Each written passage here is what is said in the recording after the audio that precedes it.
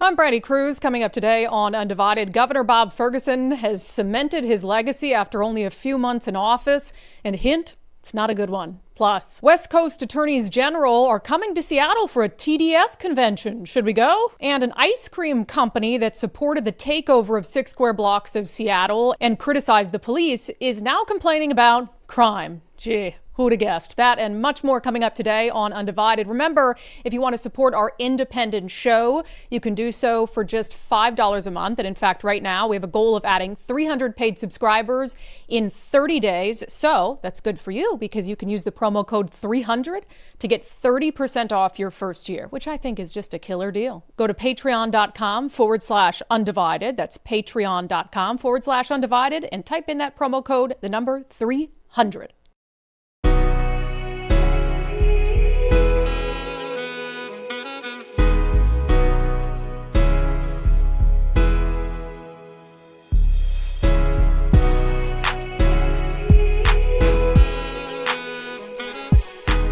Hello, and welcome to Undivided. Thank you for being here. Thank you so much for your commitment to giving common sense a comeback. I'm Brandi Kruse. A special welcome to our newest subscribers. We appreciate your support of the show. It took, 4 months for Bob Ferguson to cement his legacy, a legacy I hope he is never able to escape from if we're doing our jobs well enough, and that is that he has just signed the largest tax increase in Washington state history into law, despite pretending that he would not do such a thing, saying over and over that he was dedicated to fiscal restraint. Of course, that was a lie, and he proved that it was a lie very, very quickly. So you can add that on to his legacy of being utterly obsessed with suing Donald Trump. I don't know which one is worse. TDS to the extreme, what do we call STDS? Severe TDS, and wasting all our time and money and doubling the size of his office going after Donald Trump, or hurting working class Washingtonians with $9 billion in new taxes. I'll let you decide which legacy is worse. And you know what? You can have multiple legacies. I think for him, he'll have to live with both. So I will say he gets up. This happened around 3 p.m. yesterday afternoon. So after our show, and I don't know, I'll give some credit to the reporters in the room who were trying to drill him down on, what he said about not wanting to balance the budget with new taxes, and then ultimately what he did.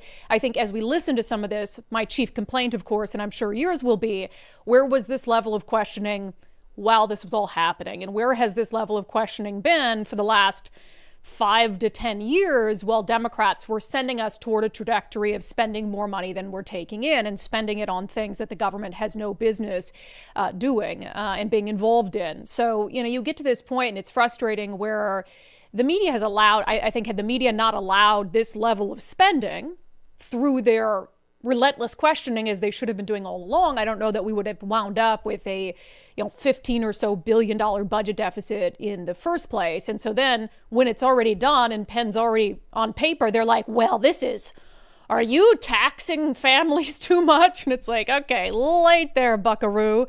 All right, so here's Bob Ferguson's message to families who are now going to be paying, up to $4,000 or $5,000 additional every year just in these new taxes. What's your message to working Washingtonians who are really worried about what the tax increases are going to mean for them and their families? Yeah, my message would be that we hear those concerns and understand those concerns. We just don't care about them. And that's why we took the time to go through the budget line by line. Number two, what I would say is, look, inheriting a $16 billion budget shortfall was,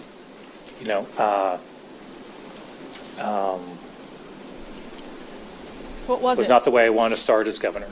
And so what I would say is I feel that we worked hard to adopt a balanced approach that preserves core programs for those Washingtonians, right? If they've got a kid who wants to do apprenticeship training or go to college, we maintain the most generous financial support for those kids of any state in the country. So I would say to those individuals is, I hear those concerns. I hear it loud and clear. We did our best in this budget to balance our approach and also try to take an approach that sets us up for the future. I understand very clearly that this will be a challenging budget for Washingtonians. There's no two ways around that. It will be. But I believe it's a balanced approach, and I think it sets us on a trajectory for a more sustainable future. Yeah, balanced if you're a psychopath, honestly, because you look at some of the things they're spending money on, And frankly, I hate to say it, some of the things he just mentioned, well, families who are struggling ought to know if they're sending a kid into the trade schools, we're helping with financial support. Okay, so what about for every family that's not sending a kid into the trades? And is that something that the government ought to even be doing? So, as you listen to this, you'll hear all of the excuses we knew he would make, that we already predicted that he would make. We did the best we could. We took a hard look at it. Remember? God, I just got to go find that tweet. I was like, this is what Bob Ferguson will do. He'll say, we're going to look really hard at the budget. We're going to do everything we can. And then he'll come out and he'll say, what? I had no choice, right? And he tries to separate himself from the situation. I inherited this. This was not of my own doing. Okay. It's definitely of your party's doing, right? Because they've been in control for 40 years in the governor's office and much of the last 25 complete control in the legislature. But also, who doubled the size of the attorney general's office over the last 12 years? Which isn't cheap. Who did that so they could sue Donald Trump a bajillion times? It was you, Bob. And then you got into the governor's office and you're like, we need to cut the size of the attorney general's office. Interesting. So no, he has a lot of blame in this, not to mention even before he was attorney general, when he was King County executive, he spiked taxes and signed off on like $1 billion in tax increases. So he's been pro-tax for a long time. And he didn't have to do this. He makes it sound like there was no choice. But remember, Republicans had introduced a budget proposal that would have balanced the budget, had no new taxes. No new taxes. And Bob Ferguson claimed he was interested in looking at it, but did he really look at it? He was asked about that yesterday. I know early on, the Senate Republicans offered a no new tax increase budget proposal, and they were excited early on that you were considering it, looking at it.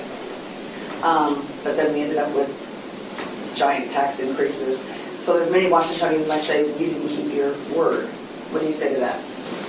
I think my word was that we need to have a balanced approach to balance this budget. I made it clear we weren't going to tax our way out of it. Rejected multiple proposals from my Democratic colleagues in the legislature on, I think first it was $21 billion and then $12 billion.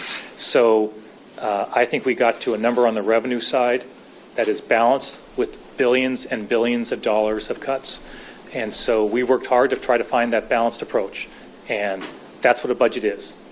Yeah, it's not a balanced approach, again. Also talked about the gas tax. So you're going to be paying 6 cents more in taxes per gallon starting this summer, when we already know that the climate commitment grift and all of that is already putting our gas prices through the roof. So he was asked about that. The people who say Washington expect us to invest in those projects, but we have limited revenue options right now. The gas tax, unfortunately, is one of them. So look, no one's excited about increasing the gas tax, I can assure you.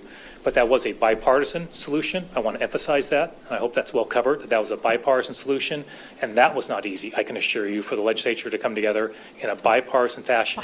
Did he mention it was bipartisan? He wanted to make sure that the gas tax isn't just on the shoulders of Democrats, which... Yes, I mean, there are some Republicans who supported the gas tax increase, but you have to understand that's the one area, the transportation budget, where they have a limited options for their revenue. And the one thing that they should be able to use to improve our roads and bridges, et cetera, and improve our ferry system should be the hundreds of millions of dollars coming in from the climate commitment grift. Because the bulk of the money going into that fund is coming from who? You at the gas pump. So drivers are paying for Jay Inslee's climate legacy to do nothing for the environment, yet that money is prohibited from being used for transportation projects. What sense in the world does that make? So you hamstring where you can get money for roads, et cetera, which inarguably is one of the very basic things the government does have to do.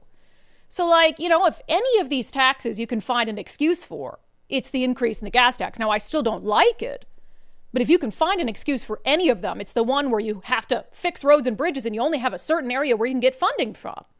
So it's just insane. This is an interesting one. So some of these taxes are big proposals, like the business taxes, for instance, the ability of your local school districts to increase or send to voters massive increases for schools through property tax increases. Some of them are small, but at the end of the day, it adds up for people who are just trying to live and enjoy their lives. The cost of getting, is it called a Discover Pass? Yeah, I should know. Discover Pass went up 50%. It's more expensive to get hunting licenses, fishing licenses. They had all these taxes in there like that make it more expensive to go on vacation, to go to sporting events, to drink craft beer, and all these things. They're just nickel-diming the joy out of being a Washingtonian, and Ferguson was asked just that. Republicans have said that Washington Democrats are taxing the joy out of Washington. I mean, would you agree that the average Washingtonian can expect life to become more expensive in this state? I would agree that when I was campaigning, I emphasized affordability. During that campaign, we were unaware of a $16 billion budget shortfall, as you know. And so what I would say when it comes to affordability is I feel I was very clear with the legislature on bringing down what would have been significantly higher taxes, to put it mildly, down to what I think is a more balanced approach. Look, am I excited about those revenues? Of course not. The other thing I'll say is, look, we'll see what comes from the Trump administration. We'll see what comes with the economy. I was waiting for it. I was like, he hasn't blamed Trump yet. My goal is to put us on financial footing so we're not having this conversation every single year as long as I'm governor. Yeah, except you just signed like all these gifts to the unions. I mean, we're giving money to the WEA to do a training program that has resulted in virtually nothing. You know, now our unemployment system is going to be helping workers go on strike comfortably. I mean, all these insane things. And of course, yes, laser hair removal for transgender inmates. So don't tell me that you did everything that you could do when we're still paying for boob jobs for Joe Schmo in the prison system at Monroe to be transferred comfortably to the women's prison. Give me a break. I was happy to see Chris Daniels at Como News talk about this issue we discussed on the show yesterday, this absolute lie that Bob Ferguson has peddled on police funding. He's out on the news, saying that he fulfilled one of his key campaign promises to set aside $100 million in grants to help hire more law enforcement officers. But as we pointed out on the show, as Chris Daniels points out in his question to Bob Ferguson, that's really not what the grants are required to be used for at all. The bill on police and hiring more police officers, the $100 million. The language that was ultimately signed does not force local jurisdictions to hire police officers. What can you say about that agreement to not only allocate the money, but not force local jurisdictions to actually use the money to hire cops? I'm very confident we're going to see a renewed focus and increase in the hiring of law enforcement officers. What I can say is in many conversations I had with law enforcement folks across the state, they really view this as a big step forward. Is it perfect? Of course not. Is it exactly why I would have written it? Of course not. But I believe it's a significant step forward. It'll make a big difference. I think you're asking, hey, we're 50th now per capita number of law enforcement officers. Will this move us up on the list? Look, my recollection is that we're a ways from 49th, just to be clear. I could be wrong about that, but my recollection at some point seeing the chart and realizing we're not just last, but we're some distance from 49th. You know, that said, there are signs of improvement in this area. I think this will help. City of Seattle, I think if I recall correctly, for the first time is not losing law enforcement officers. I think there was a very slight uptick. I think all those are positive signs. So look, no one grant program is going to solve this problem. That is for sure. No one training facility is going to solve this problem. That's for sure. No one city is going to solve it. But like any big problem, which we have in this regard, it's going to take a lot of folks leaning into it. And I'm confident this will help. Yeah, then why'd you promise to fix it? You literally ran a campaign ad saying, we're 50th, dead last for the number of police officers with your serious face. When I'm governor, I'll fix it. No, you're not going to fix it. One of the only things that'll fix it is you not being governor and someone being governor who has a track record of supporting law enforcement, not politically prosecuting them unsuccessfully for murder, et cetera, et cetera, et cetera. And he didn't answer Chris Daniels' questions. I mean, basically what happened is the progressives who control the legislature, they don't want, especially when they're, having to look at the budget mess they created and find things to cut. You think that those cop haters want to give $100 million to law enforcement? No. So what do? They watered it down so you can use that grant funding to hire counselors if you want. You can use that grant funding for emergency management. God, I think you can also use it for hazardous waste removal or something dumb like that. And then if a department even wants to see that money, they have to pass a local sales tax to help fund law enforcement. So Democrats love that. God, how can we tie hiring more officers to increasing taxes? And on top of that, the agencies that apply for the grant have to basically raise their hand and take an oath that they will patrol the streets of their cities in the image of how progressive socialist, anti-cop activists want them patrolled. They have to attest to their willingness to violate federal immigration laws. So I don't know how many agencies besides the ones in very progressive areas are going to meet those standards that are laid out for these grants. And those agencies in very progressive areas are probably going to spend the money on peer counselors and unarmed emergency responders. It's insane. I mean, but Bob Ferguson, the answer he just gave there, gosh, this pisses me off. The answer he just gave there isn't the tone he took when he signed that bill laying out the $100 million grant. He just yesterday presented it to the public before the media started asking questions, presented it to the public as him fulfilling the campaign promise for $100 million to hire more officers. He didn't talk about the nuance of it. Well, it's not exactly what I would have wanted, and it's not going to fix the problem overnight. No, he's like, I did what I said I was going to do. And then he gets called on it, and he's like, okay, well, it's not going to do what I said it's going to do, so what? Wild stuff. So that was, again, Chris Daniels with Como News, one of the last remaining competent reporters in legacy media. Although, I will give Como credit for this tweet that was making its rounds in conservative circles yesterday. Like, Como, is that you? What is this? They sent out about Bob's press conference. Listen to this. Governor Bob Ferguson stood behind a podium for roughly an hour and a half, acknowledging he was agreeing to do what he said he didn't want to do just 2 months ago and significantly raise taxes. Gotta love that. That's a very good description of that press conference. He's like, oh, I am doing what I told you I wasn't going to do 2 months ago and significantly raising taxes. So credit to Como on that, although that credit is going to be very short-lived, as I'll discuss momentarily, but had to give them credit on that. So yeah, it's Bob Ferguson's legacy. He'll never get away from the fact that he signed the largest tax increase in state history into law in his first few months in office, his first year on the job. And so we need to make sure that we're reminding people of that every step of the way as gas prices go up this summer, as the cost of goods go up, and they try to blame it on tariffs. You look at these increases in the B&O tax. So that is going to significantly increase costs for families. The Climate Commitment Act is getting more and more stringent with the carbon credits that they're auctioning off. And so that's going to mean higher prices at the pump, at the grocery store, and higher energy costs. So, the media is not going to do it for us. We have to be the ones, you have to be the ones to remind your family and friends if they're feeling the pinch about why that is. I have a segment coming up that I just want to set the stage for what's going to happen as soon as rent control takes effect, because then you're also going to see these increased costs to own a home, even if you're already in it, to buy a home if you haven't bought one already, and then to rent. It's going to become nearly impossible for working class families to afford to live here, as if it's not more difficult already.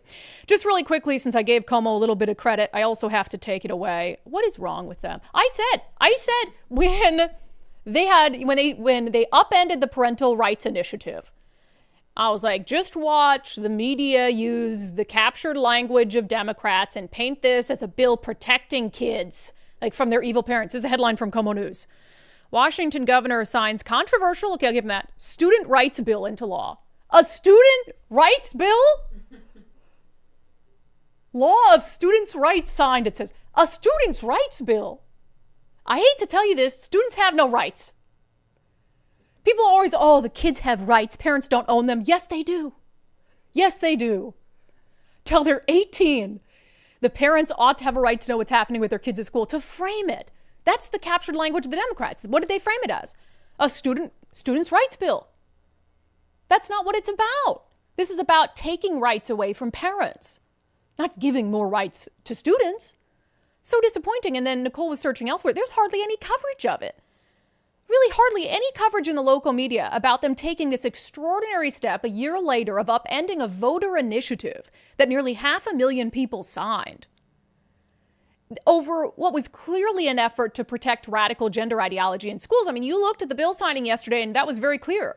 They packed it full of transgender people, which is fine, but that's what it's about. It's not about like education or academics. It's about creating a safe space bubble for kids who think they're transgender in school and making sure their parents don't intervene. Wild. Other thing I want to talk about really quick. Sorry, Nicole, taking this out the window. Why won't the media talk about detransitioners? Why won't the media talk? They will talk over and over and over about trans issues, trans rights, trans pride, whatever it is. They'll talk to transgender students, to their families, to teachers who are transgender. How many stories like that do we see? Why is it that the legacy media won't platform detransitioners? I just thinking about that after we did that interview with Ari on Sundays with Subscribers, which was just phenomenal. And to hear this really sad story about what happened to this young man convinced he was a woman and cut off his genitals and all these things. And I don't know what it is. Is it because it goes against like this narrative from the progressives and they'll be called transphobes? Is it because you have to get into those really gruesome medical details to talk about what these people are doing to their bodies? Is it because they support it? I don't know what it is. It's really bothering me though. It's really bothering me. So anybody with legacy media, if you want to connect to a detransitioner and you're interested in doing actual journalism and in looking into this issue of what's happening in our schools and what our schools are indoctrinating these children in and sending like fourth graders home thinking that they're a boy when they're really a girl. If you want to do an actual story, we've had multiple detransitioners on the show. We have a whole network of detransitioners who were happy to connect with you so you can hear their stories. I dare you.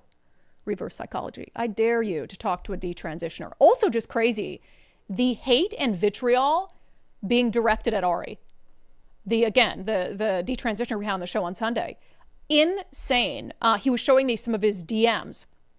So you've got all these like transgender people who absolutely hate him for saying he's not trans anymore. Oh, and they're like, well, why do you still dress like a girl? Why do you still sound like a girl? Why do you still have long hair?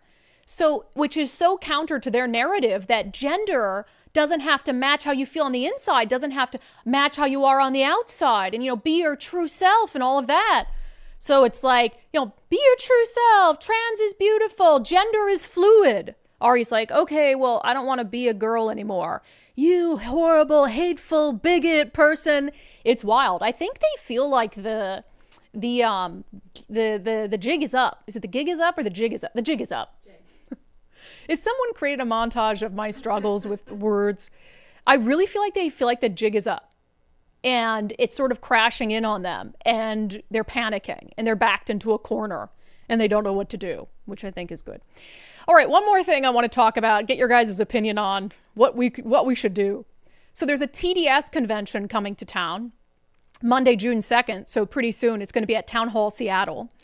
And I call it a TDS convention because all of the West Coast attorneys general are coming to Washington, coming to Seattle to host a town hall. It's called Community Impact Town Hall, Fighting to Protect Our Democracy and Rule of Law.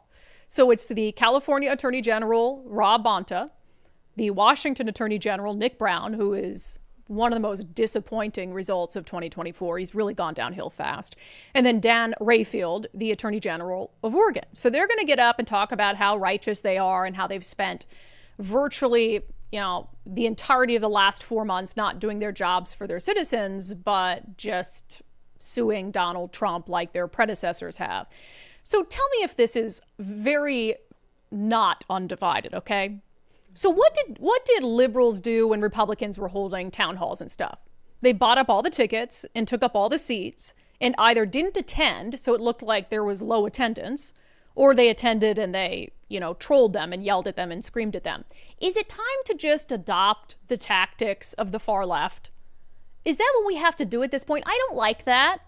I have a show called Undivided, where it's common ground through common sense. But I always say you can't find common ground with people. There's no common sense without sanity. So is that the best way to stop this behavior, is just to say, okay, we're going to do the same thing. We're going to buy up all the tickets to this event and then we're just not going to show up. Or is it better to go and to disrupt it? Well, by disrupting. No, and I don't think it's necessary to disrupt. I think we can go in with smarter arguments, right? Because the left typically goes in and just creates chaos. Yeah. I say the right goes in and presents, good arguments. Yeah, I don't know, though, that they're answering questions at this event. Now, a lot of the times at these town halls, what they'll do is you submit the questions to a moderator. Mm-hmm. The moderator is friendly toward the cause. And then the moderator gets to choose what questions they ask. So if you go in there and you're asking questions about, hey, why are you wasting all this time? Because it doesn't say in here explicitly that they're going to take questions from the crowd. I imagine, though, they'll have moderated questions. So then it's a matter of what questions does the moderator ask? Because there are a lot of, and you're right. I shouldn't be saying let's disrupt it. I don't mean that. But there's a lot of legitimate hard questions that you could ask these individuals. And some of the lawsuits I've agreed with. I don't know that Washington State had to be the one to lead the charge, on the birthright citizenship issue, for instance. Trump's order trying to nix birthright citizenship is just unconstitutional. And I don't agree with it either. And so there's some things, but I mean, Nick Brown is like, what is it, dozens at this point? And that's all he's talking about. And so you could look at all these other issues that are happening in the state of Washington, California, Oregon. I mean, these states are in ruin and they're obsessed with Donald Trump and all these ideological issues. So I don't know, you guys tell me, what should we do? Should we go? Should I go? Should you go? Should we buy tickets and not show up so it's empty? There's a part of me that thinks that the people that go to this are not persuadable. No, they're not persuadable. No. I don't know. Do we care? Do we even care that it happens? Do we even care? You're right. Do I even care? Gosh, because you know what? Maybe I don't care. Because to some extent, I think that they're just attention cravers. Because, the things, Trump gets them attention. Doing things that actually benefit Washingtonians is not getting the attention that they crave. Right. Suing Trump, attention. And they come there and it'll be all like white 60-something progressives, probably crying. I bet you see a 60-something progressive woman in tears. Oh, just for sure. Angry. A lot of like pink, blue, purple hair, I imagine, which I think we need to look into that. RFK Jr. should look into whether some sort of chemical is being put into those specific hair color dyes that's altering the makeup of someone's brain. I actually had a conversation this weekend about that because my niece put some blue in her hair, and I was like, way to take back coloring your hair from the lefties. And she's like, thank you. I don't get because it. Because it looks classy for her. No, it doesn't ever look classy. No, it can never look. No, it doesn't. I haven't even seen it. I don't know what she looks like. There's no way that blue, purple, or pink hair looks classy on anyone. Okay. It's not Sorry full. If you have. Sorry. It's just not a true. full head of color. It's like putting some blue in. It looks cool. You said it's your niece? It's my niece. We might be able to use her to infiltrate, though, now some Antifa events if she's got the blue hair. Anyway, moving on. We have a lot to get to, including this crazy Molly Moon story. But coming up next, I want you guys to get a good understanding of what is going to happen here with rent and the cost of living. So some of these taxes are going to impact property taxes, the cost of owning a home, the cost of renting and buying. So we're going to kind of level set on that as we move forward. Really, what I want to do is tell you what's going to happen and predict it. So in 6 months to a year, I can come back and say, I was right about this. First, our friend Zach Abraham, don't forget this Thursday, 3:30 p.m. Pacific time, he's having a Know Your Risk live webinar that you can tune into totally for free and hear what he has to say about how tariffs might be impacting your retirement portfolio, what you should be looking out for, what's a reasonable risk is always involved, but what's reasonable risk and what is reasonable fluctuation. Again, totally free to attend. He'll also just be talking about kind of a longer term outlook, 2025, some of the other policies of the Trump administration. And of course, they'll do a full reveal of how Bulwark is always looking for opportunities to lower risk, lower cost, give your retirement as much upside as possible. So sign up for Zach's free webinar, Tariff Edition, Thursday, May 22nd. Register now at Know Your Risk. Yeah, sorry, tomorrow. Holy moly. Tomorrow. I don't know. I lose track of days. I lose track of time. One of our viewers, Matt Gilbert, called me out because I was up at 4:30 a.m. tweeting because I couldn't sleep again. So for all I know, we're in July. I don't even know what day it is. But I know that Zach's live webinar is tomorrow at 3:30 p.m. You can sign up totally free. You do need to register, though. KnowYourRiskRadio.com. KnowYourRiskRadio.com, and that way you'll get the link to join, and then be on the lookout for a new episode of Doge Watch with Zach Abraham tonight. Okay, so Zillow is out with this report, and usually I don't like these like Zillow reports. They seem kind of like self-serving, but I think this one sets a good kind of barometer for where the rental market is at nationally. So we can compare it to what happens once rent control actually takes effect in the state of Washington. It's also important to realize, so this is their rental market report, April 2025. It's national, right? Which I think is good because it's important to realize, like, this isn't the only place in America where rents have been going up. Other and even in red areas, you're seeing, especially in Florida, I mean, but for different reasons, right? So in Florida, you're seeing, for instance, rents go through the roof in Miami. Well, why is that? Well, the tech sector, a lot of tech jobs have been moving from the West Coast to Miami. So you can look at it on an individual basis and sort of see what's happening. But overall, just compared to 2020, renters have to earn $100,000 a year to afford rent in their city in twice as many markets than in 2020. So nationwide, the salary required to afford rent is 20% higher than it was 5 years ago. So in twice as many cities, just to set that, twice as many cities in America, you now have to make over $100,000 a year to be able to reasonably afford rent. And what's reasonable, right? So what they always say is you shouldn't spend no more than 30% of your income on your rent or your mortgage. So that's sort of what we say reasonable amount. So Seattle has not hit that threshold yet. Seattle is not one of the cities in America where to reasonably afford rent, you have to make over $100,000 a year. But we are very, very, very close to that. So remember this number. So right now in Seattle, 2025, Zillow says you have to make $90,000 a year here to comfortably afford rent. And that's up 23.2% since April 2020. So rents are going up here. Rents are expensive here. And that's important to consider when we talk about and or against rent control. Because I am not saying that rents aren't high. I'm not saying that rents aren't increasing at an unsustainable rate for working class people. That's not what I'm saying, and it's never been what I've said. What I am saying is that capping rents is not going to fix the underlying problem. And here's why. So if you look at the number of markets where renters need to earn $100,000 to afford rent. So Boston, New York, Miami, San Jose, Riverside, San Diego, Los Angeles, San Francisco. In San Francisco, you have to earn $124,000 to be able to reasonably afford rent. Why does it stand out to you? What do they have in San Francisco? They have rent control. They also passed rent control in Boston. Rent control has been a thing in New York for a long time. A lot of other cities in California have some semblance of rent control. But their rents are still increasing at rates above and beyond a lot of areas of the country. And the amount of money that you need to earn to afford rent, it continues to go up. So you have these cities and you might say, well, Brandi, that's because rent control was instituted in those cities because those are cities where rent is really, really high. But again, rent control hasn't fixed it.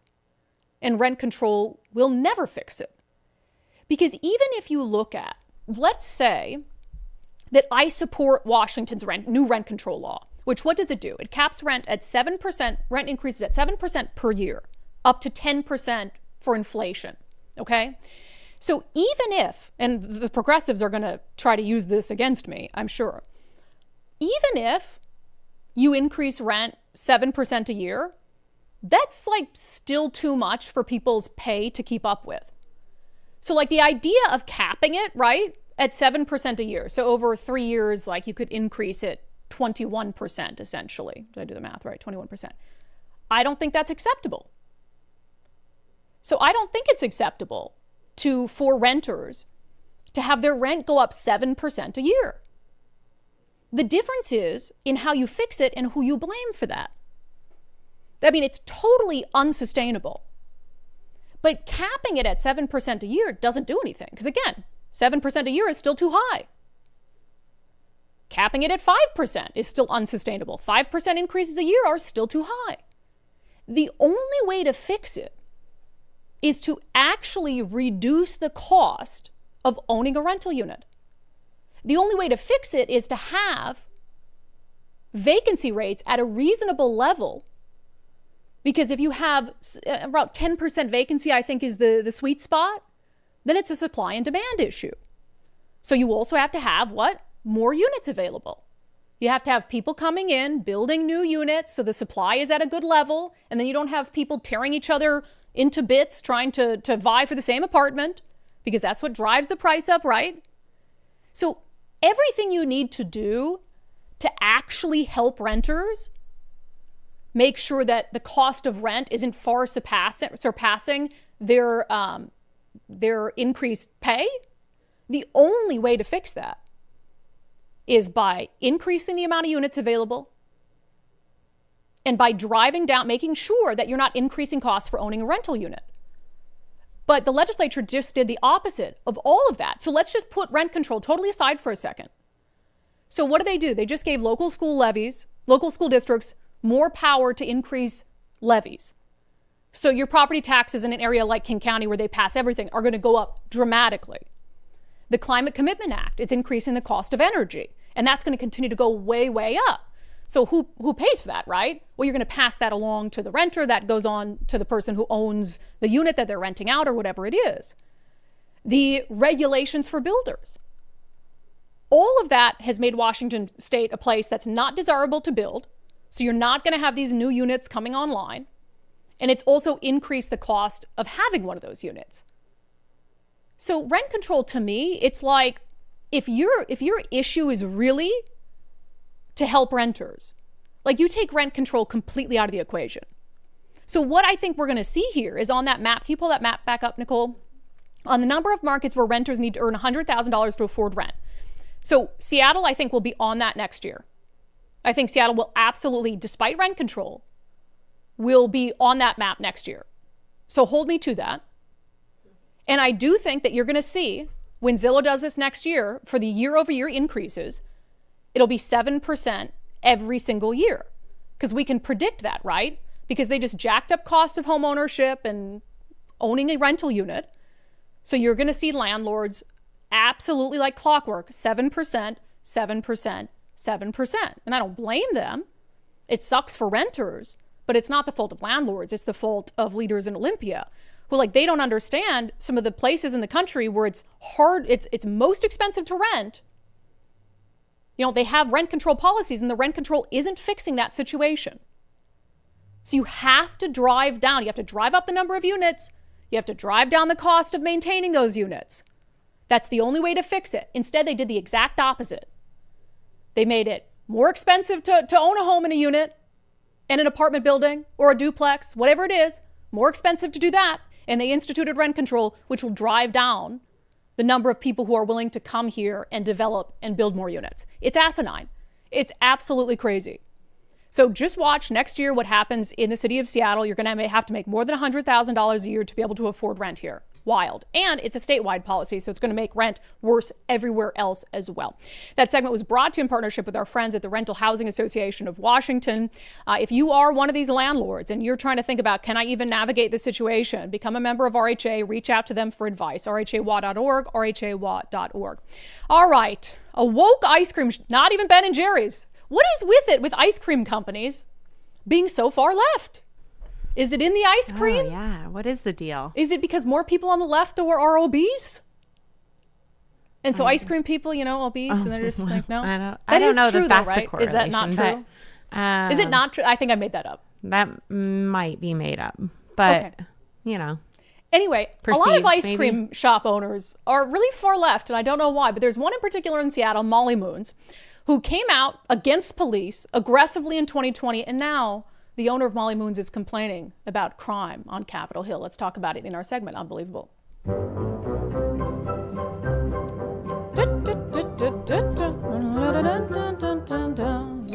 Okay, so I got to go back to 2020 here. I was at Fox 13 at the time, covering the whole Summer of Love, rioting and all of that. And a couple days after CHOP was cleared, so the autonomous zone that they'd taken over, which included a Molly Moons ice cream shop, was in that zone. I got this tip, and this is my post on Twitter at the time. Sign posted at Molly Moons Ice Cream near Seattle PD East Precinct and now defunct CHOP zone. It says, police officers, Molly Moons is a gun-free zone. Please do not come inside if you are wearing a firearm. So they posted this sign. Hey, it's a gun-free zone. You can't even come in here. Which at the time, given what was happening in that area and the anti-police sentiment and the fact that this was an ice cream shop a lot of officers went to because it was so close to the East Precinct, it felt very clear to everyone that this was a political statement from Molly Moons. It wasn't really about whether the cops were wearing a gun because, as you know, a cop can't be in uniform without their gun. So they can't just lock it up at the precinct and wear their whole uniform and walk over to Molly Moons for ice cream. It was about Molly Moons not wanting cops in their store. And this was a way to prevent cops from being in the store. And in fact, at the time, I had done a story at Fox 13 and reached out to Molly Moons, and the owner like doubled down on it. I just pulled the quote quick. I am anti the current police system. Yeah, I think we need major reform, the owner told me. So at the time, after they put that up, I'm anti the current police system. So it didn't say, oh no, this sign isn't about being anti-police. We just don't want guns in the store and blah, blah. No, she's like, no, I'm anti-police, basically. So totally anti-cop and supportive of the autonomous zone. So they're in the middle of this thing, totally supporting it. This is a post of theirs on Instagram at the time. This is a photo of Chaz, the Capitol Hill Autonomous Zone, a part of Capitol here near our shop, taken over by peaceful protesters. It's in the process of transforming into beautiful Black Lives Matter art now that the police barricade is gone, and is another way our community is standing up for Black lives in our city and country. We recently sent a newsletter to our customers to share how we're contributing to the Black Lives Matter movement. So they were totally all for it. Peaceful. It was never peaceful. There was never a moment from its inception that the autonomous zone was peaceful. But here's Molly Moons. Oh, cops can't come in here. Peaceful zone, peaceful protesters standing up for Black people. So not long after that, we already knew that Molly Moons' owner was a total hypocrite. Because what did the owner of Molly Moons do? Well, they turned around and sued the city over the autonomous zone. They filed a lawsuit basically saying like the cops didn't do enough to protect businesses. Like, and I don't know if their suggestion was basically, oh, we spoke out against police and in favor of the zone, so police just decided not to help us at all, and we have free speech rights, whatever it is. So total hypocrites. Supported CHOP, loved it, called it peaceful, turned around, sued the city of Seattle, saying, oh, it created an unsafe environment. Yeah, no shit. So now there's another layer to Molly Moon's hypocrisy. This is from our friend Ari Hoffman at the Post Millennial. Molly Moon's homemade ice cream owner complains about Seattle Crisis Center after backing autonomous zone and defund the police. So it says, at a tense community meeting hosted at Seattle University, the owner of Molly Moon's joined other residents in blasting the county's plan to convert a polyclinic building into a 24/7 mental health and substance use crisis center. The owner of Molly Moons acknowledged the need for such services, but she argued Capitol Hill is the wrong location. Quote, we are struggling. The businesses here are struggling. The residents are unsafe. Do they need to come to a neighborhood in absolute dire crisis for the last 5, 6, 7 years? You guys, it stuns me, the lack of self-awareness. This is like Gavin Newsom levels of gaslighting or lack of self-awareness.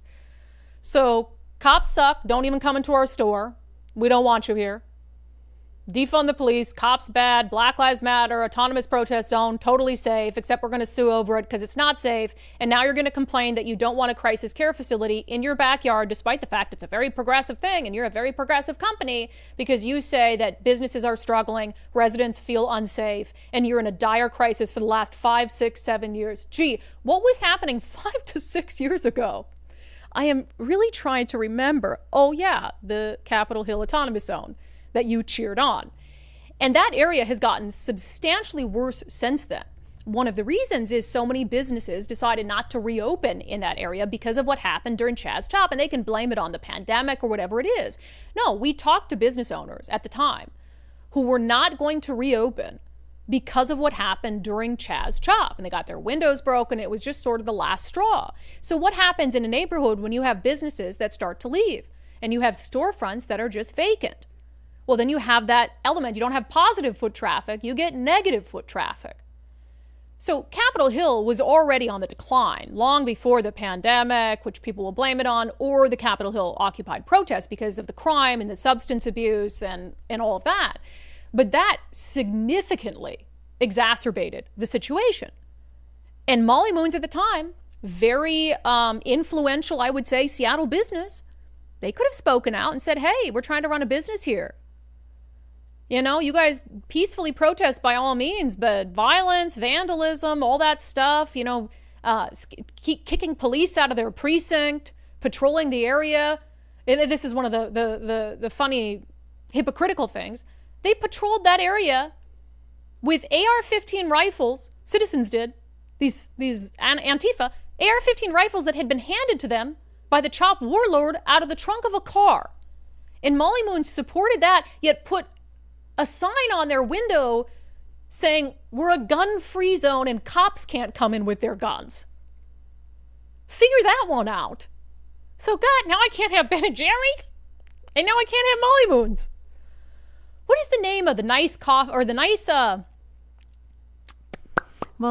ice cream place down at Pike Place that supports our show? Well, it's not really ice cream. It's creamery. Creamery. I always have a hard time with their name, even though we met them, we went there, and I just have a hard time pronouncing the name of it. Helenica? Yes. Is that how you say it, though? It's right down there on Pike Place. Yes. Yeah. Helenica, I mean, that's our American version of saying it, I suppose. Okay. Yeah, I'm sure I'm mispronouncing it. But they don't support any of this crap, so go by next time you're down at Pike Place. I think they're right by the original Starbucks, right? Yes. Go in there and say, hey, we're buying ice cream here, because you guys aren't crazy lefties. And all the other ice cream shops are crazy lefties. So it's only one left, It's only one left. All right. We have a second dose of Unbelievable coming up next. The Pierce County, the union that represents Pierce County Sheriff's deputies is basically telling deputies to look for a job elsewhere. Sounds crazy? It is. First, our friend Wes Jones at sellwithwes.com wants to help you sell your home. He wants to help you get top dollar for your home. And that's what we all want, right? If you're selling your home, you want to get every penny out of it that you can. And Wes is the expert at this. I mean, it's not really the kind of market right now where you can just sort of list your home and come what may. I mean, there was definitely a point in time where that was the case. But hey, there might need to be some things that you do, some cosmetic upgrades to make it more appealing to potential buyers. And that's the kind of stuff Wes loves. He's only going to recommend cosmetic upgrades that he thinks you will get back plus some at closing. And by the way, you can pay for any of those upgrades at closing as well, so you don't have to come out of pocket, which I think takes a lot of stress out of the process. But this is still a seller's market right now, for sure. There's a lot of pent-up buyer demand. And so if you're putting the work in that needs to be done with Wes, so if Wes is putting the work in that needs to be done, your home is going to stand out on the market, for sure. Your listing is going to shine. It's going to look better than the other ones, and that's the key to getting feet in the door and offers on the table. I don't know why my read is so aggressive today. Offers on the table. So reach out to our friend Wes Jones, sellwithwes.com. Sellwithwes.com. It is simply a better way to sell your home.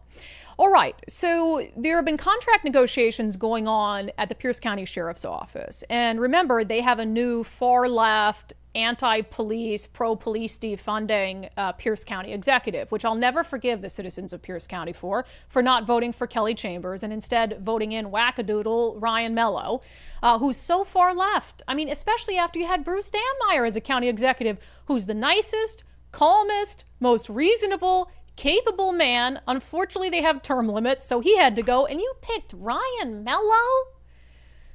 Hell no. It's just wild.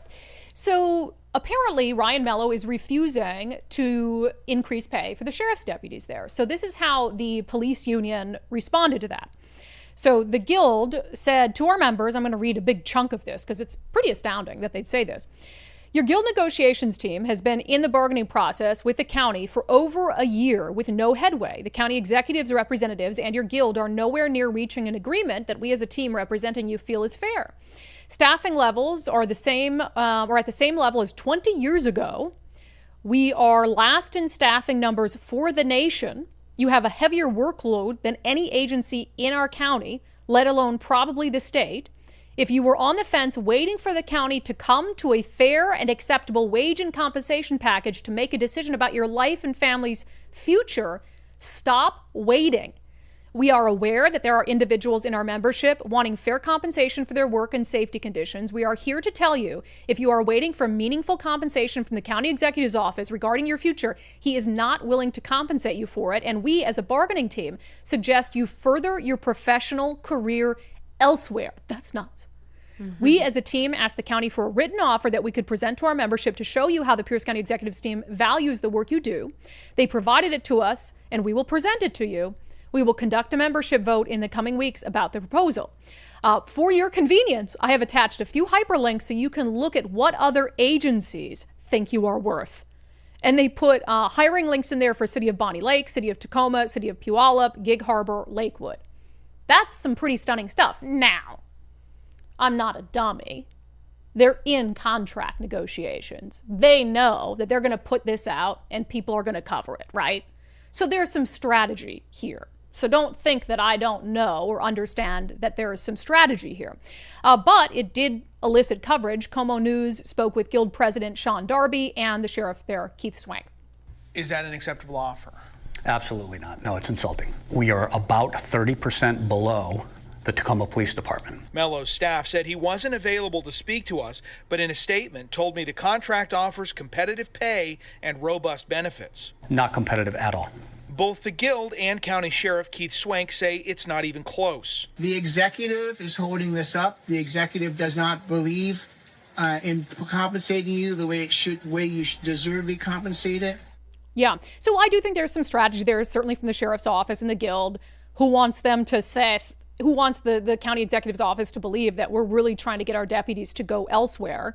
They don't want that. I don't think any of them want that, but they're saying that's how dire it is. And if agencies around them, and if they're literally waiting to make a decision based on their family's future, hoping and praying for some significant increase in pay, that's not coming, I guess, yeah, you should be looking elsewhere.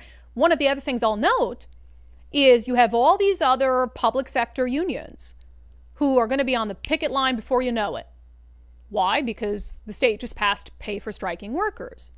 So they have this added teachers, health, whatever it is, teachers, healthcare workers, etc.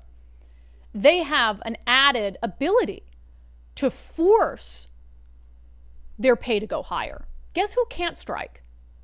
Cops can't strike. I mean, arguably teachers aren't supposed to strike under law, but the state forgives it because, they're teachers. But police can't strike, and I don't think police would strike because they know that literally people could die if they go on strike. So they're in these negotiations and they have no leverage. They don't have a threat of strike as leverage. And Ryan Mello knows that they just have to kind of take what they're given, so to speak. But do they? No, they can go somewhere else where their pay is higher. And to have the same staffing levels that you had 20 years ago, when the population has increased exponentially, you are taking on more work and crime is higher. So you're doing way more. You're in a way dangerous situation because you're short-staffed. But Ryan Mello hates cops. I mean, that's who he is. So of course he's not going to give them more money. Now we did get, they sent us this morning. So we got a response from the office of Pierce County Executive Ryan Mello as we inquired about this morning. Here's the statement we got. Public safety is one of the executive's top priorities. No, it's not. Okay. Check that off the list. It's like, just because you say it doesn't make it true. Pierce County greatly values the service, professionalism, and dedication of our Sheriff's Office employees and remains committed to ensuring they are compensated competitively and treated with the respect their service deserves. The current proposal includes significant pay increases and robust benefits that are both competitive and sustainable. We believe it reflects the critical work of our law enforcement professionals while also meeting our responsibility to the residents of Pierce County. The question is, how many DEI programs are you funding, Ryan Mello? How many DEI nonsense ideological programs are you funding instead of giving them more pay? The county will continue to bargain in good faith and respect the collective bargaining process by keeping respectful and productive discussions at the bargaining table where they belong according to Washington state and federal labor laws. And a lot of this is kind of quiet because that's the bargaining process, right? They're not going to come out and say, here's exactly, unless we get a leak from someone, here's exactly what the offer is and all of this stuff. But to look at, so this was also from the executive's office. So they're making the argument that basically in the general fund, the Pierce County Sheriff's Office represents 42% of the general fund dollars, which is a lot, but also consider this is a county, right? So a county represents the non-incorporated areas.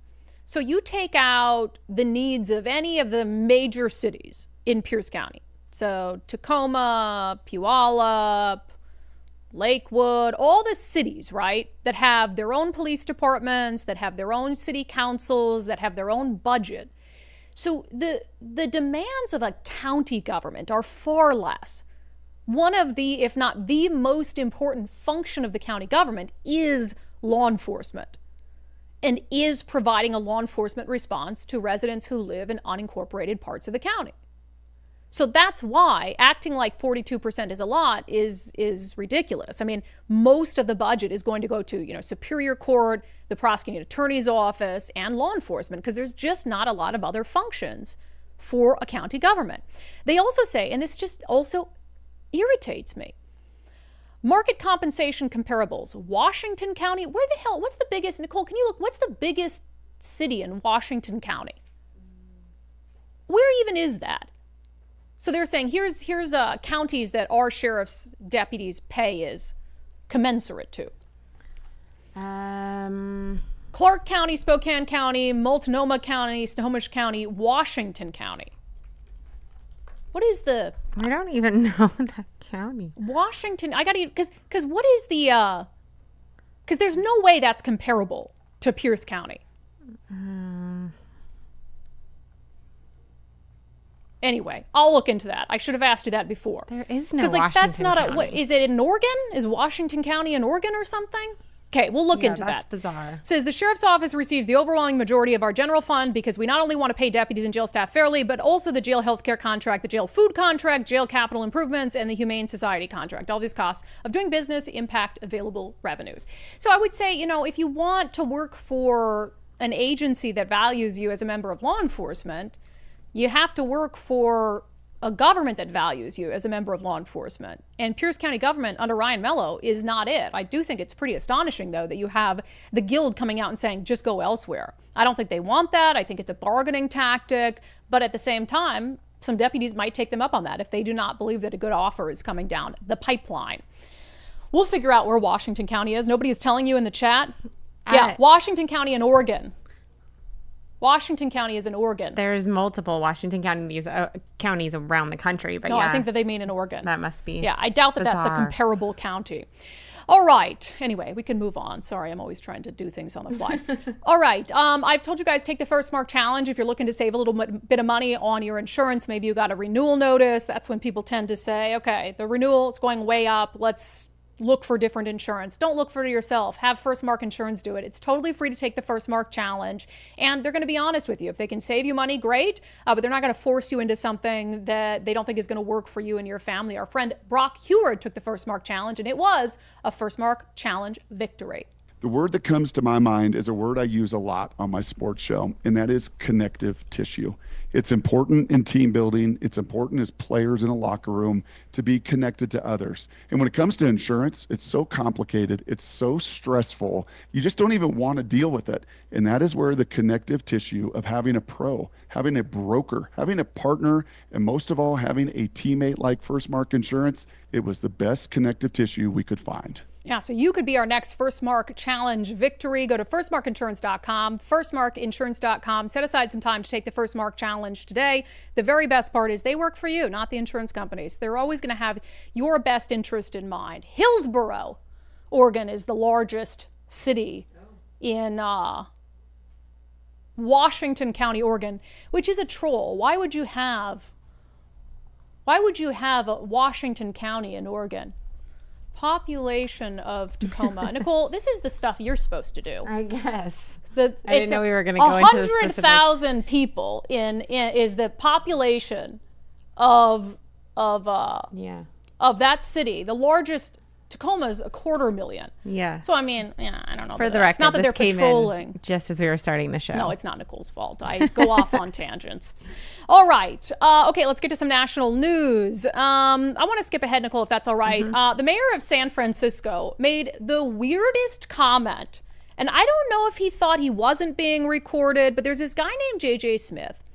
And he is an independent, I don't even know if I'd call him a journalist. He's like an independent sort of guerrilla, like a Jonathan Cho, sort of, where he's out. He covers a lot of the homeless crisis, the substance abuse issue in San Francisco, and he documents it. He puts it online, and a lot of people share it. He's just a guy who cares, and it's like, this looks terrible, and I want people to know. And he's made a name for himself in San Francisco doing this. Well, apparently the mayor of San Francisco, the new mayor, Daniel Lurie, does not like it. He does not like it. He's out on the streets, and J.J. Smith is talking to him, and J.J. Smith is trying to show him a video on his phone that shows an area of the city where like families are having to hide their kids from people actively using fentanyl. And, you know, there's substance abuse, people similar to Seattle, open air markets where they're selling stolen goods and all this stuff. And so JJ Smith is showing Mayor Daniel Leary this video. Listen to how the mayor responds. This is what families have to go through when they walk through there. Wait, where are we talking about? On 6th Street or where? This 16. 16. You don't have to tell me.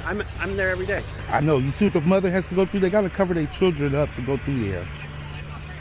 And Yeah, it's more. What do you think I'm doing, JJ? Are you cleaning it up? I know trying- you is. You can. It takes time though, but the Let me people just you. say one thing to you about you doing the videos and pushing them out. It's also, you can tell me I'm doing it, but it You're also doing it. I know kills you our are. economy. Yeah. Think about it. You know, we've got other people on Twitter who've been hating on our city for a long time. I know you love it. I see it every day. Okay. You don't need to show me. All right. I appreciate you. Thank you. Thank you. All right, you too. Oh my God. Tells the guy, you're hurting our economy by showing people what's actually happening here. Oh, I'm fixing it. You don't need to show me. I see it every day. Okay, well, why do things still suck so bad? And I get it that a new mayor can't come in and change things overnight. But like, you should be hey, thanks for showing people, you know, the suffering that's happening. We're doing our best to fix it. Not like stop. He's literally telling this guy, hide reality from the outside world so that our economy doesn't suffer. That's not on JJ Smith. That's on you, dude. That's on the people who have been in charge in San Francisco. So I tend to think he probably did not know he was being recorded, but still, what a wild, can you imagine? I mean, I'm sure Bruce Harrell has said dumber stuff, but hey, Jonathan Cho, stop going down to 3rd and Pike and showing people all the drug users. It's really hurting business. Would you rather have tourists come here and be surprised? I kind of think we should have tourists know what they're getting into, because they're going to find out when they get here. Like, it's not like businesses are going to sign up to move into downtown Seattle or downtown Portland or downtown San Francisco without visiting the location first. So whether they find out from a video on the internet or whether they find out when they go check it out themselves, they're going to find out, and they're not going to want to do business there because no sane person would. Just wild stuff. All right, since we're already in California, let's stay there. So there's been this whole controversy that's very similar to what happened in Seattle after Chaz Chop, where the mayor, the police chief, all of a sudden all their text messages were missing. Oh, and the excuse was, oh, my phone fell in water. And then it was like, oh, my phone was set to auto delete, all of this stuff.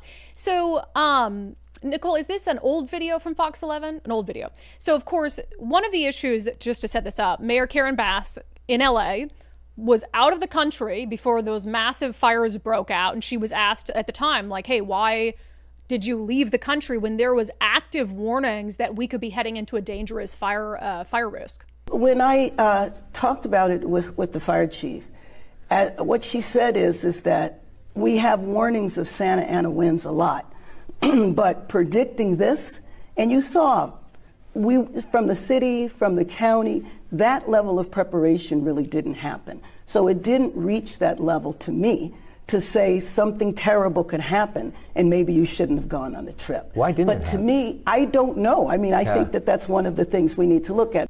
Yeah. So one of the things they're looking at and investigating is through her text messages, and all these news outlets, as you remember, had reached out, tried to get text messages.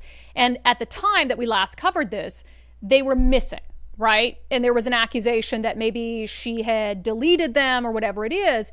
Well, now LA, the city of LA, is saying there is no digital communications, that none exist. So the question is, and that's for the acting mayor, right? So Karen Bass is out of the country. There's an acting mayor. And that acting mayor has no digital communications.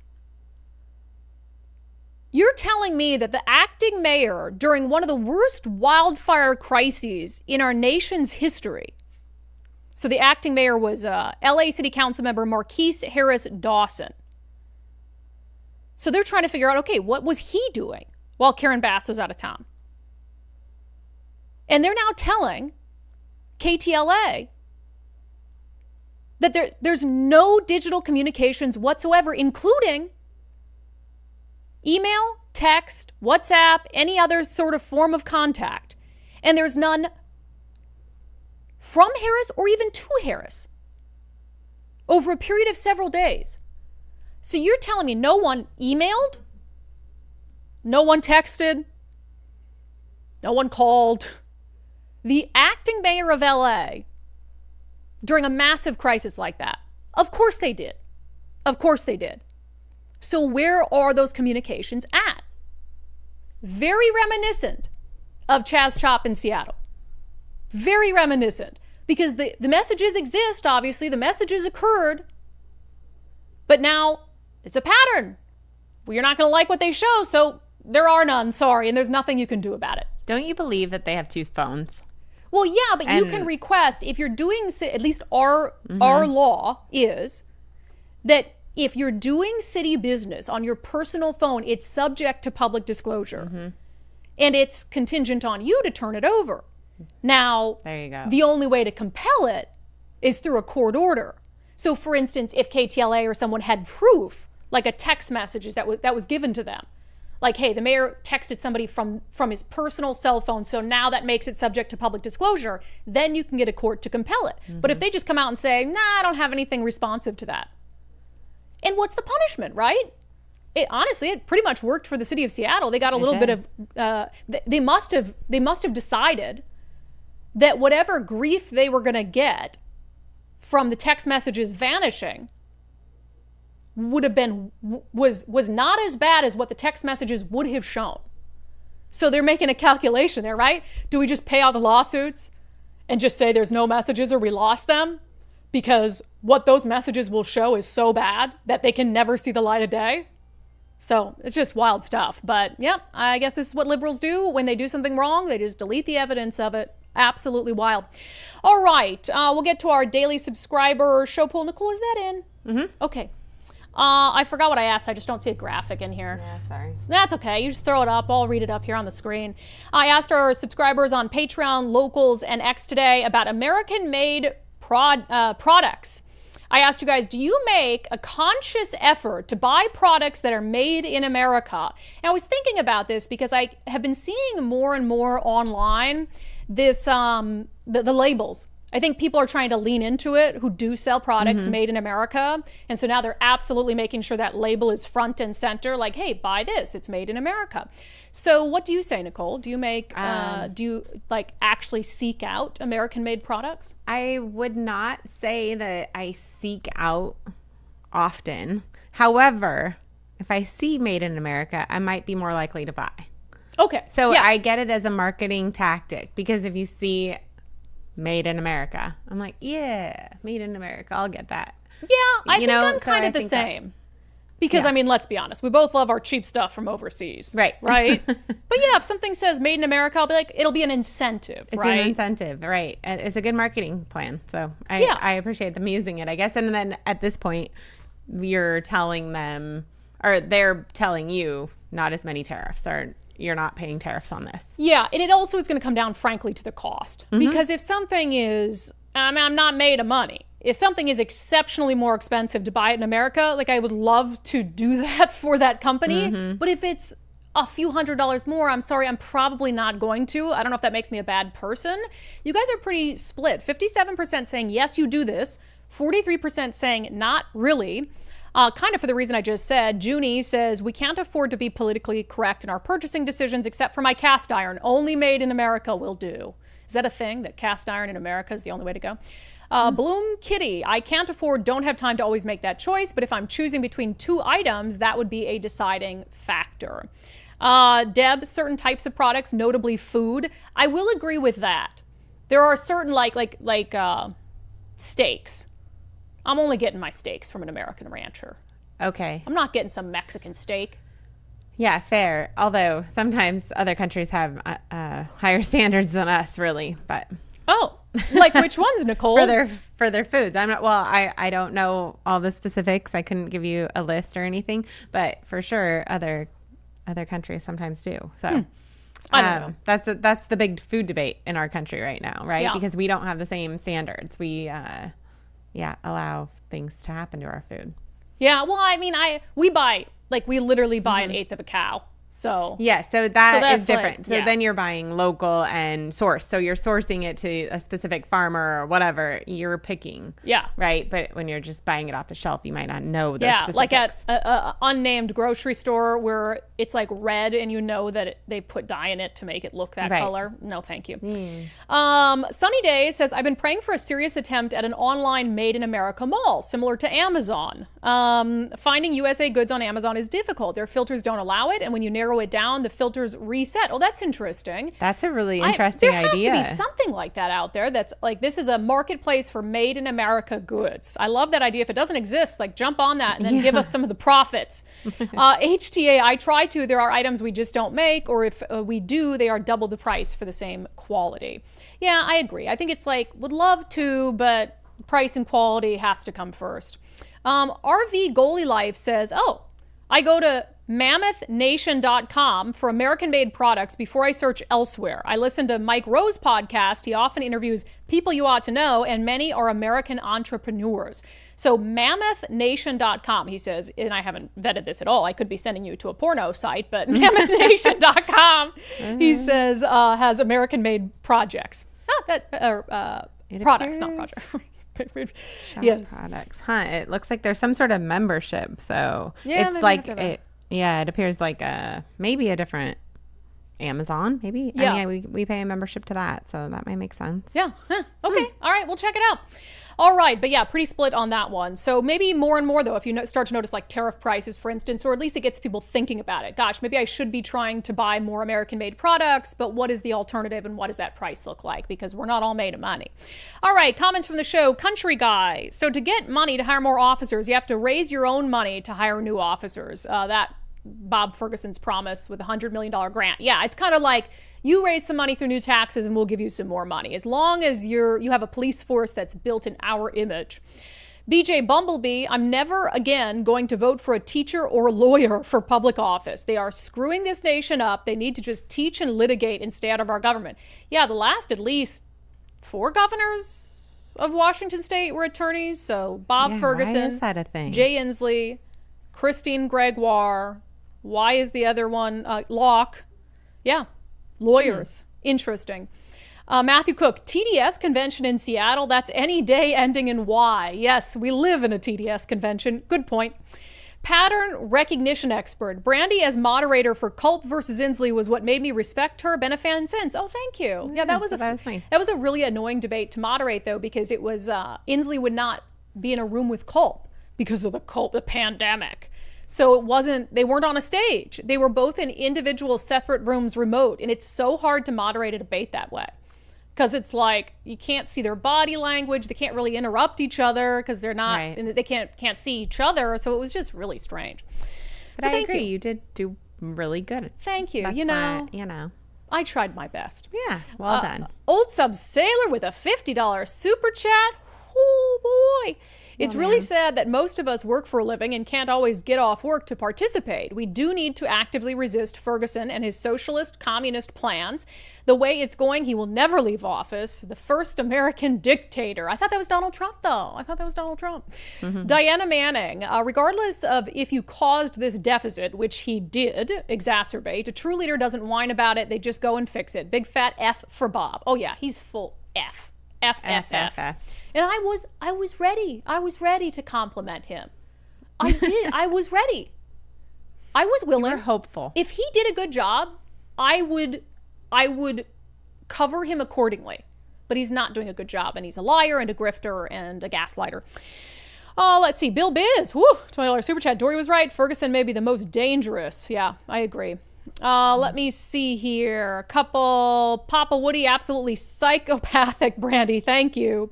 Necro Two Shoes, which I still am not sure about this screen name and what that means. Remember some years ago, steak from Mexico ended up testing positive as horse meat.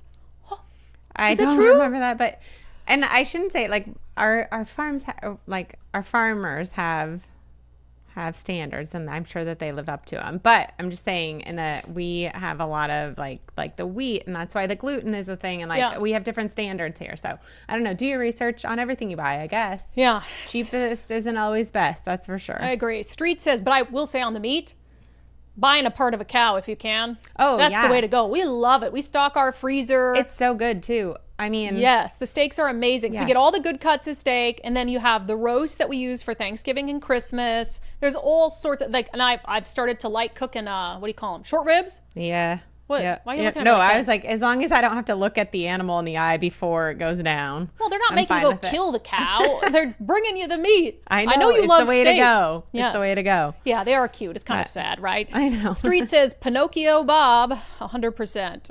Rick E, what? No hiring link for the city of Poulsbo? Here you go. Come work for the city of Poulsbo as a police officer. A lot of people telling me where Washington County is as I was flailing live on air. I appreciate that. Why? We immediately stopped getting Molly Moon when they came against the police. I just laugh now. You reap what you sow. And why also added, I used to go to Fainting Goat Gelato in Fremont. Not sure if they're still there. Hopefully they are, and hopefully they haven't gone crazy. I don't know if they've gone crazy. If they're in Fremont, there's a high probability that they have. So just check in on that. Let me see. I'll do two more off here. Dana Baker, this budget never would have crossed Dave Reichert's desk. Yeah, he would have told him day one, don't even think about bringing me a budget with increased taxes because I'm not going to sign it. That would be a waste of your time. And that's what Bob should have done if he was serious about the no taxes thing. He would have said, day one, we're not raising taxes. We can't do it. You have to find cuts. But he didn't do that. And as I said, he came back and said, oh, but I didn't agree to the $21 billion in new taxes. So I'm now the good guy, right? It's all a psychological game of warfare.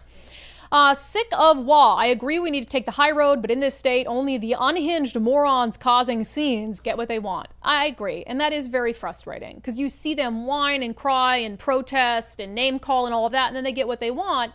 And you don't want to do it, but it's like, do we have to? I don't know. All right, good comments, everyone, per the usual. And with that, let's get to our closing sanity check. All right, another win for Senator Fetterman, who says that his party has gone off the rails and they get everything they deserve. I've been very, very, very pro-immigration, but I early identified the serious problem about the border, the security. And I've said this publicly, I'll say it now, that my party failed to secure our border. And we deserve to pay a political price for that. And I've been trying to find a way forward to move forward on those things. I voted for you. Not because you and I agree on a lot of political things and we're in different parties, but you're the secretary and I'm a member of this committee, so I believe we have to find a way to work forward together. Love John Fetterman. I love John Fetterman. Yeah, you do something that dumb, you allow an invasion into our country, and you deserve to pay a political price for that until you fix it and until you show that you're not going to do dumb stuff like that again. Although it wasn't really Joe Biden. It was whoever else in the Democratic Party was controlling Joe Biden at the time. That has been our closing sanity check. That has been today's episode of Undivided. Thank you for being here. A special thank you to our paid subscribers who help make the show possible. That is just the truth.